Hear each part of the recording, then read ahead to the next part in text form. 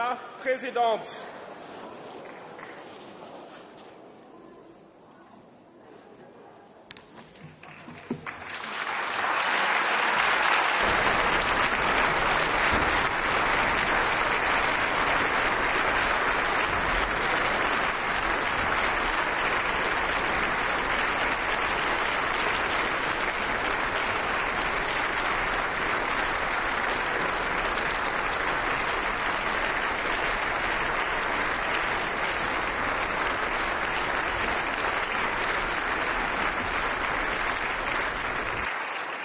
Dear members, dear colleagues, we gather here today to pay tribute to Alexei Navalny in the presence of his brave wife, Yulia Navalnaya.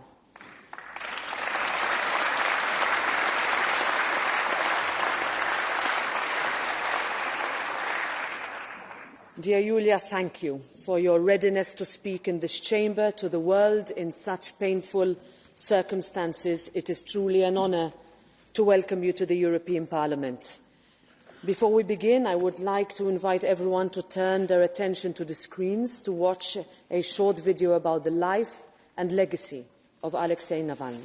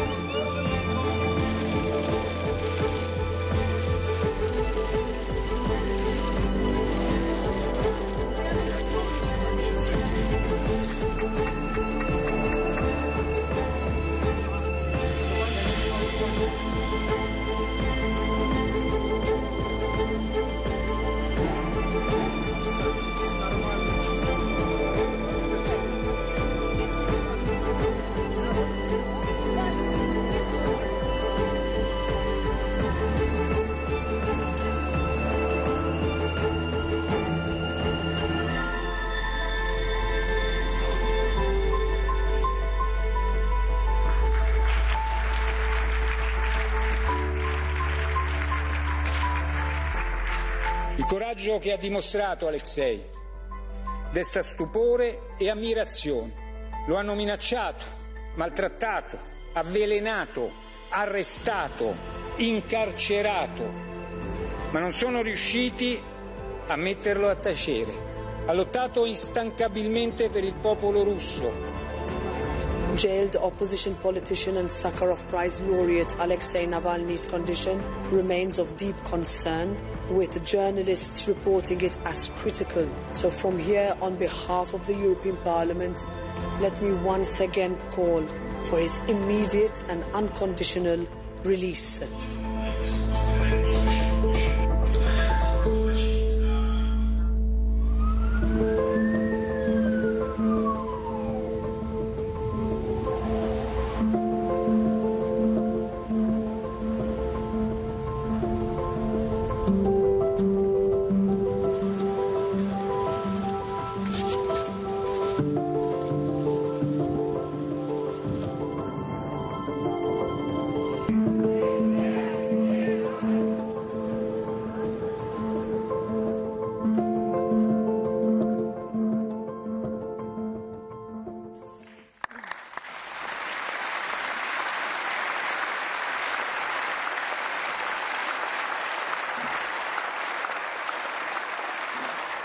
Dear Yulia, dear colleagues, on the 16th of February we received the tragic news of Sakharov Prize laureate Alexei Navalny's death.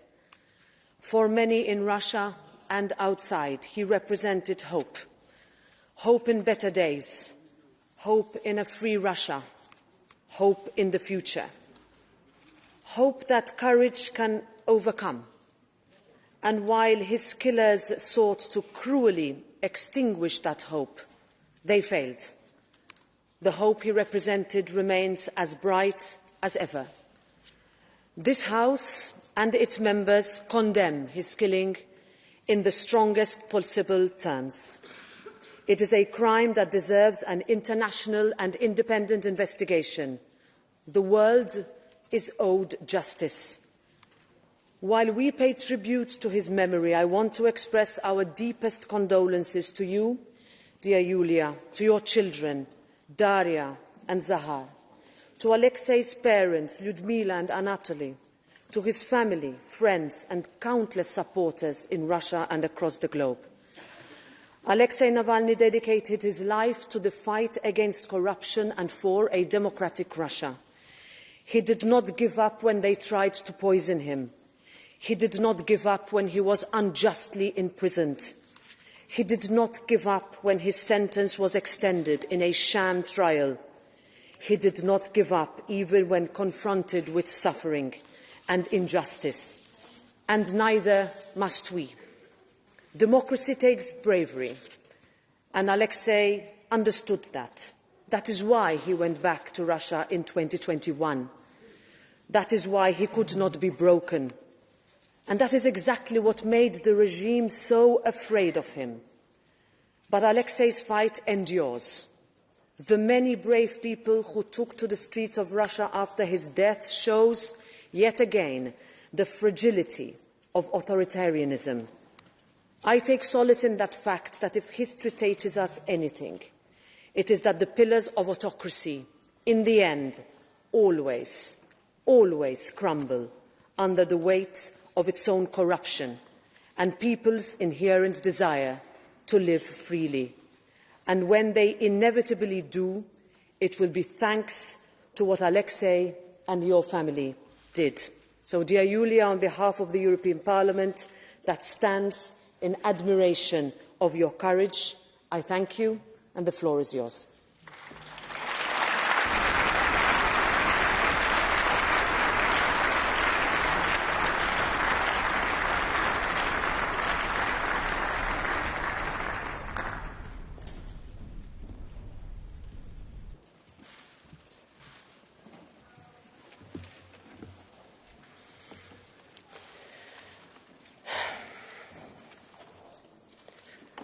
Dear Madam President, dear ladies and gentlemen, thank you for the opportunity to hear me today. After Putin tried to kill Alexei for the first time, we lived in southern Germany for several months. Alexei was recovering from the poisoning, learning how to walk and try it all over again. We walked a lot, sometimes going on short trips. One of them, we went to Strasbourg with our children. It is one of my and Alexei's favorite cities. We have been there several times together, and then 3 years ago, we decided to show it to them. Now my husband is dead. I'm back to Strasbourg, but I'm no longer walking around with my family. I stay here and address you and in your person the whole Europe. I thought that in 12 days since Alexei's murder, I would have time to prepare for this speech.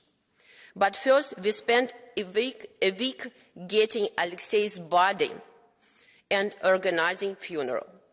Then I chose the cemetery and coffin. The funeral will take place the day after tomorrow.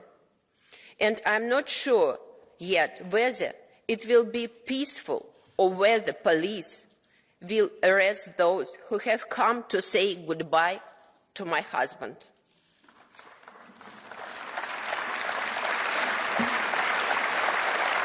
Thank you. However, I'm standing here because your voters have an important question. They are asking you about it, and then you're asking me. The question is, how can I help you in your fight? Last Saturday was 2 years since Putin started a full-scale war against Ukraine, a brutal and sneaky war. The whole world rushed to Ukraine's aid. but 2 years passed. There is much exhaustion, much blood, much disappointment, and Putin has gone nowhere. Everything has already been used. Weapons, money, sanctions, nothing is working. And the worst has happened. Everyone got used to the war. Here and there people start to say, well, we'll have to come to an agreement with Putin anyway. And then Putin killed my husband, Alexei Navalny. On his orders, Alexei was tortured for 3 years. He was starved in a tiny stone cell, cut off from the outside world, and denied visits, phone calls, and then even letters. And then they killed him. Even after that, they abused his body and abused his mother. On the one hand, the public murder has once again showed everyone that Putin is capable of anything and that you cannot negotiate with him. But on the thank you.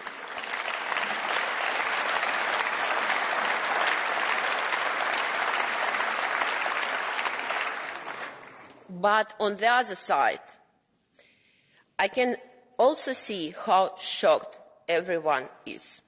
Many people have the feeling that Putin cannot be defeated at all.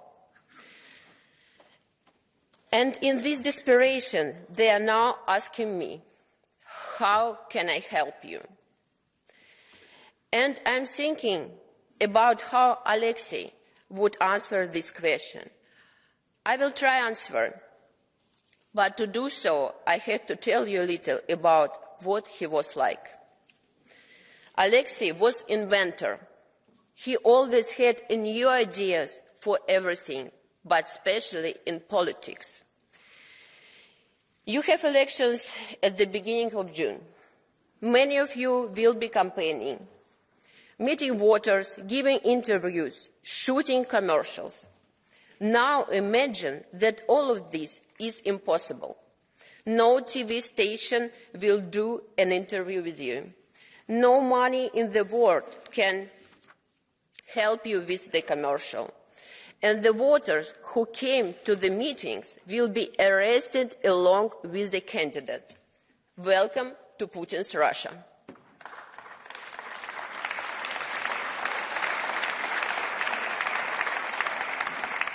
And yet, Alexei Navalny has managed to become the most famous politician there. He was able to inspire millions of people with his ideas. How did he do that? He was always fantasizing and experimenting. You are not allowed on TV. Let's learn how to make YouTube videos so the whole country can watch them. You are not allowed to vote. You can come up with a tactical voting strategy to take seats away from the ruling party. Even in Putin's gulag, Alexei managed to pass on ideas for projects that would make the Kremlin panic. He was the opposite of everything boring.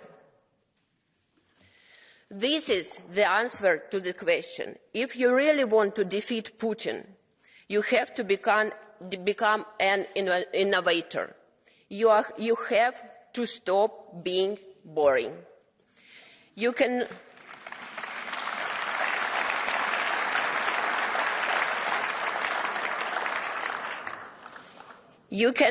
hurt Putin with another resolution or another set of sanctions.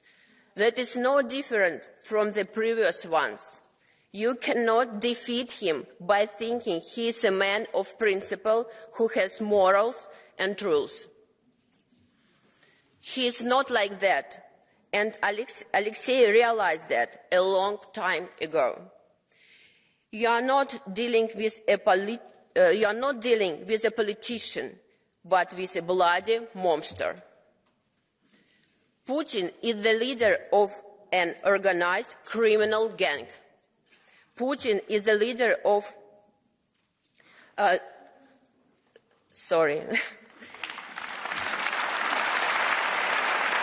Thank you.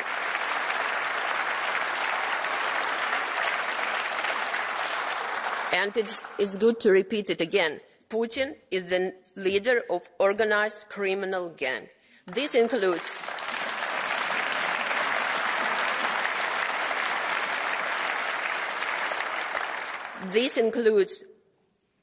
poisoners and assassins, but they are just puppets. The most important thing is the people close to Putin, his friends, associates, and keepers of mafia money. You and all of us must fight the criminal gang, and the political innovation here is to apply the methods of fighting organized crime, not political competition. Not diplomatic notes, but investigations into the financial machinations, not statements of concern, but a search of mafia associates in your countries for discreet lawyers and financiers who are helping Putin and his friends to hide money. In this fight, you have reliable allies. There are tens of millions of Russians who are against war, against Putin, against the evil he brings. We must not persecute them. On the contrary, you must work with them, with us.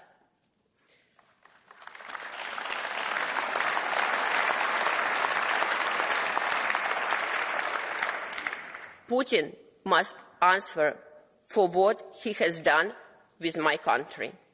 Putin must answer for what he has done to a neighboring peaceful country.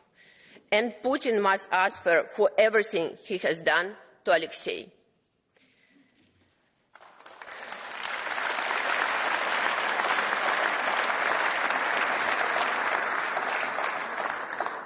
My husband will never see what the beautiful Russia of the future will look like. But we must see it. And I will do...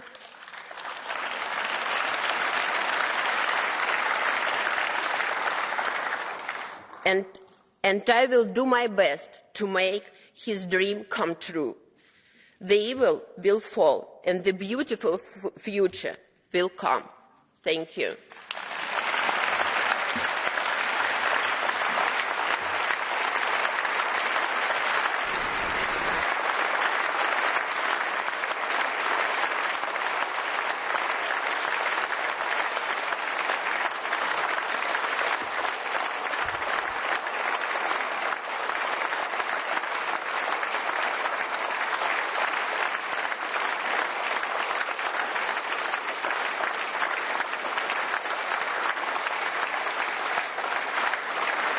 Thank you.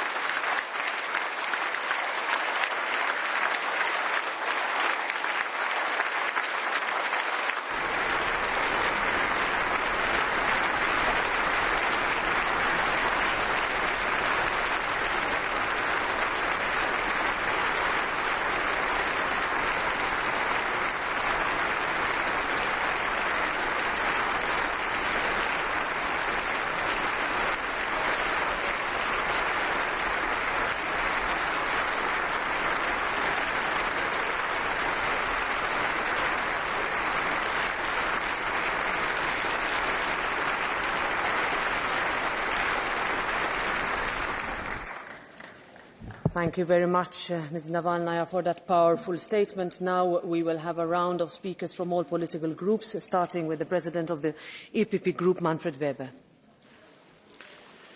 Madam President, Madam Navalny, I was informed about the death of Alexei Navalny at the beginning of the Munich Security Conference, Friday, 11 o'clock. Andrius Kubilius sent me a text message. My first thought was, this is not a coincidence. This is planned. This is the killer Putin behind. Last week was another final wake-up call. No one today can be so naive to doubt about the brutal and murderous nature of the Putin's regime. Dear Mrs. Navalny, Our thoughts are with you and your children, and all those who loved and admire your husband, Alexei Navalny. All of Europe mourns a brave man killed by a brutal regime. Alexei Navalny loved freedom, and for that he was deprived of it and locked up in prison. Alexei Navalny wanted a free Russia. That's why he couldn't be tolerated in Putin's unfree Russia. Alexei Navalny believed in people and knew how to inspire them. That is why the Putin regime prevented him from speaking. Navalny was a hope for Russia, but above all, he had hope. He had hope that the corruption will not be unpunished. His work helped identify many of Putin's friends who are now facing the toughest sanctions in Europe's history. He had hope in a democratic future for Russia.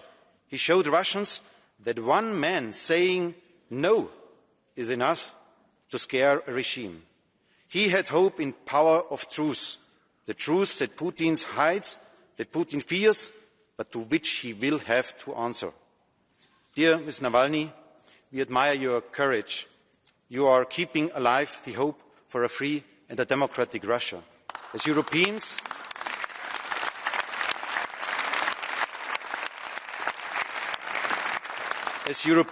and as democrats, we will carry that hope with you together. Alexei Navalny died for freedom and democracy in Russia, just as people died for freedom and democracy in Warsaw, Berlin, Prague, in their fight against an unfree communism. Before 1988, not many could have imagined that once we would be here together, living in a free and democratic Europe. So what I want to say is everything is possible. That is why we will never give up the dream of a free and democratic Russia. Thank you. Thank you very much, Mr. Weber. Now, on behalf of the S&D Group, Pedro Marques. Madam President, Madam Navalnaya, today we pay tribute to Alexei Navalny, the 2021 Sakharov Prize laureate, for his courage and his ultimate sacrifice for democracy and for freedom in your country against the tyranny and the corruption of Putin's regime. He paid the highest price with his own life, but his legacy will live through you, through your family, and it will be honored through the Russian people. We express our heartfelt condolences to you, his brave wife, but also to your family. This House has repeatedly condemned in the strongest possible terms the persecution of Alexei Navalny, his poisoning, all the politically motivated rulings, the charges, the Trump charges, calling for his immediate and unconditional release. But you challenged us here today, and we heard you loud and clear. That is something that I want to say to you. The news of his death in the hands of the Putin regime in a remote Siberian prison outraged us and were met with the strongest condemnation. It sent shockwaves, you know, around Russia, but around the world. We could witness it personally all over Europe.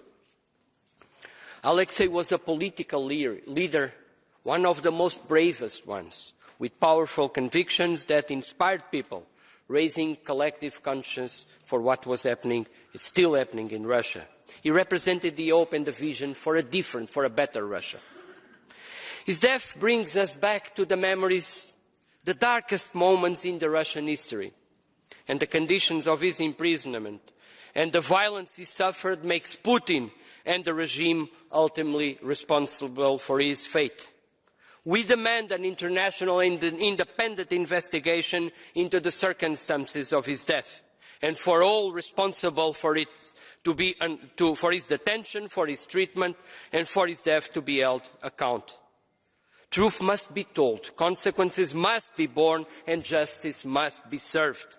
The memory of Alexei will live into the ages. He was a fighter for democracy, and a democratic Russia will prevail one day. Be brave, Madam Navalnaya, for your family, for Alexei's memory, but for the people of Russia. Thank you. Thank you very much, Mr. Marques. And now for the Renew Europe Group, it's President Valérie Hayer. Merci Madame la Présidente. Chère Madame Navalnaya, avant de m'adresser à cet hémicycle, je tiens à m'adresser à vous personnellement. Évidemment, ce malheur a un retentissement politique international, mais il est avant tout un drame personnel et humain. Et je voudrais vous adresser à vous qui venez de perdre votre mari mes sincères condoléances, à vous, à vos 2 enfants, à vos proches. Votre courage est exemplaire et admirable. Merci. Et sachez que tous les démocrates ici saluent la mémoire d'Alexei Navalny. Alexei Navalny, c'est le symbole du courage, de l'abnégation face à l'injustice et la corruption, sans jamais faiblir. Il aura fait face jusqu'au bout à un régime qui n'a plus que pour seule réponse à toute contestation la répression et les assassinats. Car il nous faut dire les choses clairement aujourd'hui. Oui, l'entière responsabilité de cet assassinat incombe à l'État russe, et en particulier à son président Vladimir Poutine. Alexei Navalny avait dévoilé au grand jour le système Poutine, profondément corrompu et qui a verrouillé toutes les portes du pouvoir et des institutions. Alors, si nous voulons véritablement lui rendre hommage, nous devons faire ce qu'il a toujours attendu de nous. Asphyxier Poutine et ses proches par tous les moyens. Les sanctions sont une chose, mais elles ne feront pas tout, vous l'avez dit. Les déclarations non plus. Nous devons combattre toutes les organisations qui fondent son système criminel. Chers collègues, nous ne pouvons pas laisser l'opposition russe seule face à Poutine et ses affidés. Il nous incombe de nous y opposer aussi, nous, chaque jour. Car désormais, leurs assassinats et leur propagande s'exportent aussi ailleurs en Europe. Cette propagande et ces mensonges qui ne bénéficient qu'aux mêmes, Poutine en Russie et ses relais extrémistes chez nous. Extrêmes qui, une fois qu'ils arrivent au pouvoir, s'empressent de jouer le jeu du Kremlin. Chère Madame Navalnaya, je conclurai en vous réaffirmant tout notre soutien, mais aussi toute notre détermination à vous accompagner dans votre courageux combat pour cette Russie démocratique et libre que vous appelez de vos vœux. Nous ne vous laisserons pas seuls, nous serons là, à vos côtés, jusqu'au bout. Merci. Merci, Madame Ayer. And now the co-president of the Green Group, Terry Reintke.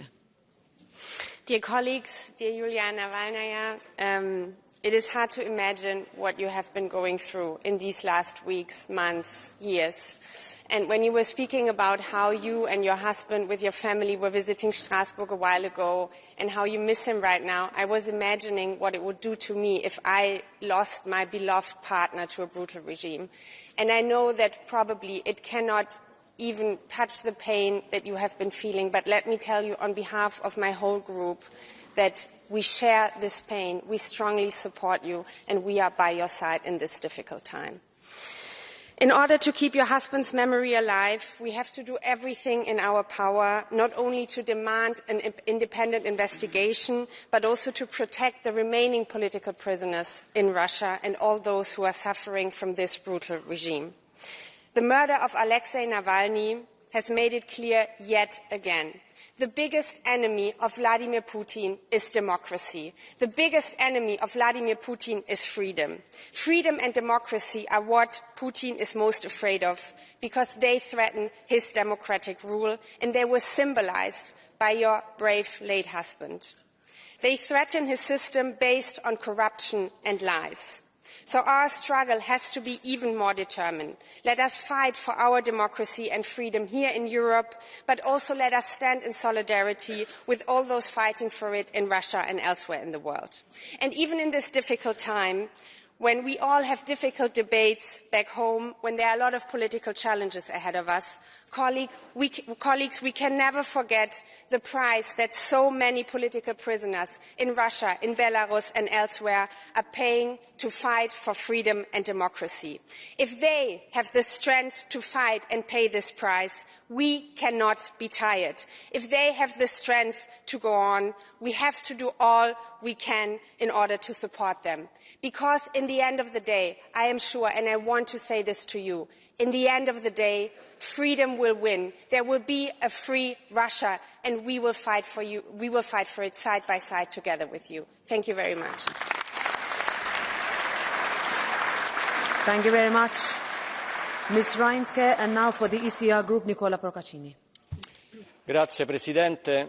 Sono intervenuto molte volte in quest'Aula, eppure mai come oggi sento il peso delle parole per la commozione che ci attraversa tutti, per il senso della storia che ci sembra di poter cogliere in questo momento. Ho ascoltato le parole della signora Navalnaya cercando di mantenere un rispettoso distacco per non lasciarmi influenzare dall'emozione, ma è stato difficile. Personalmente seguo le vicende politiche di Alexei Navalny da anni. Ho sempre apprezzato il coraggio e la fantasia, la serenità e la fede con cui ha portato avanti le proprie idee, anche quando in pochi riuscivano a comprenderne il senso, il valore. Un estremista, così lo hanno etichettato talvolta il mainstream occidentale e solitamente la televisione pubblica di Putin.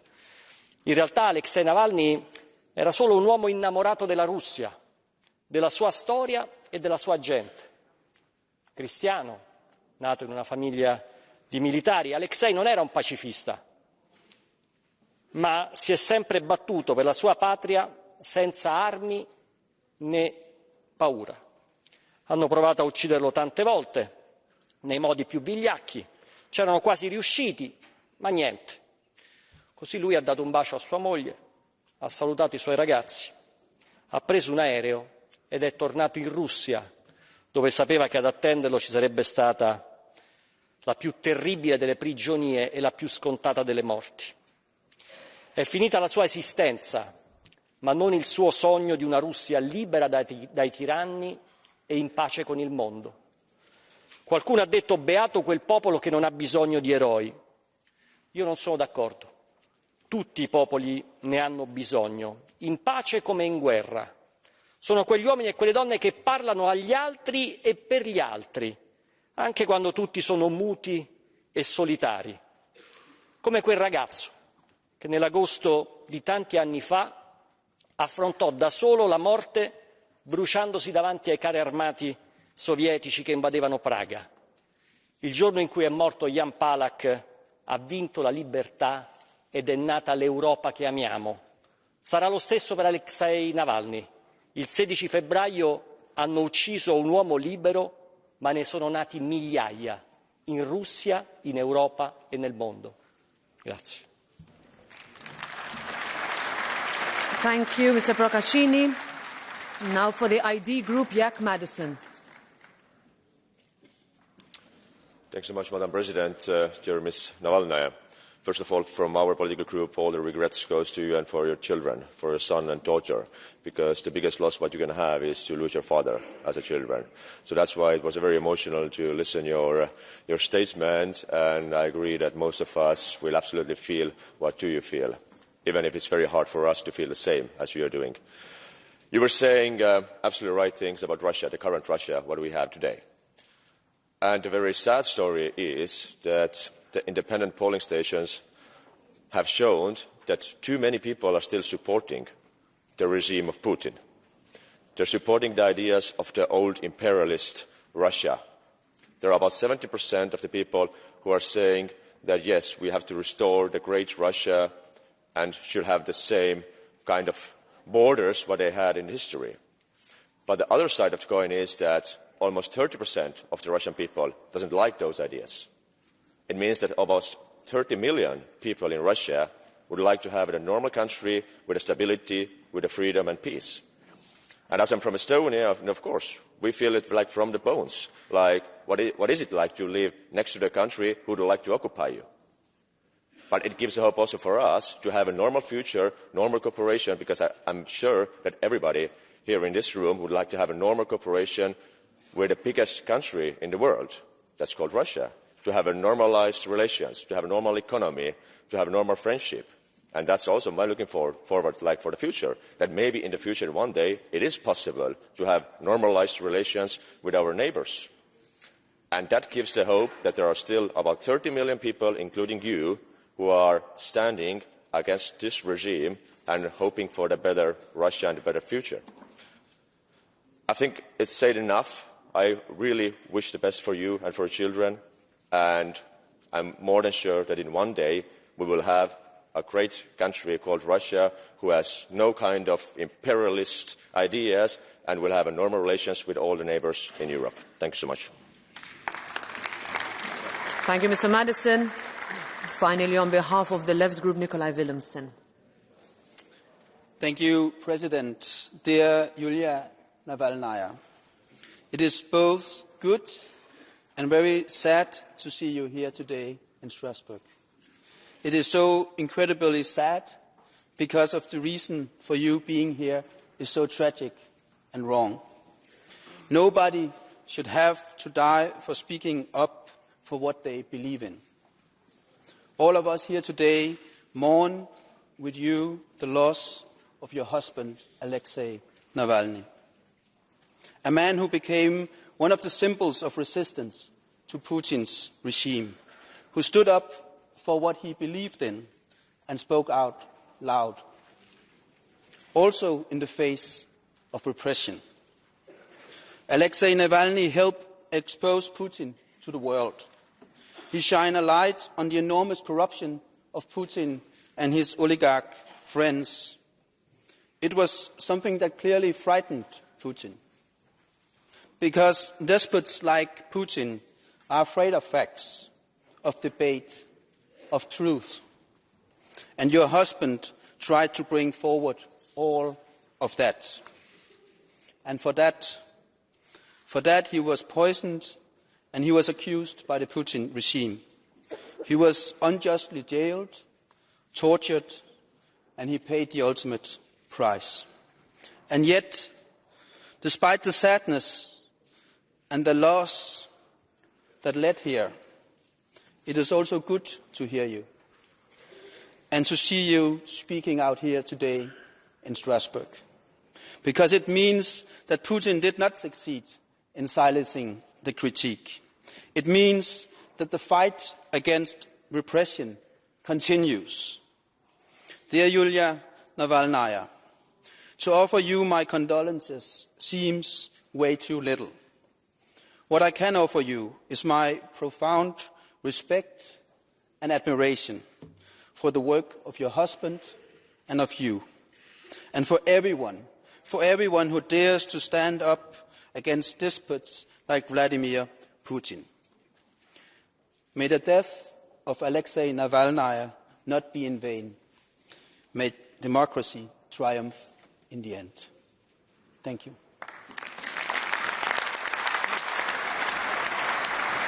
Thank you. Thank you very much, dear colleagues. Thank you, Ms. Navalnaya. This session is now closed.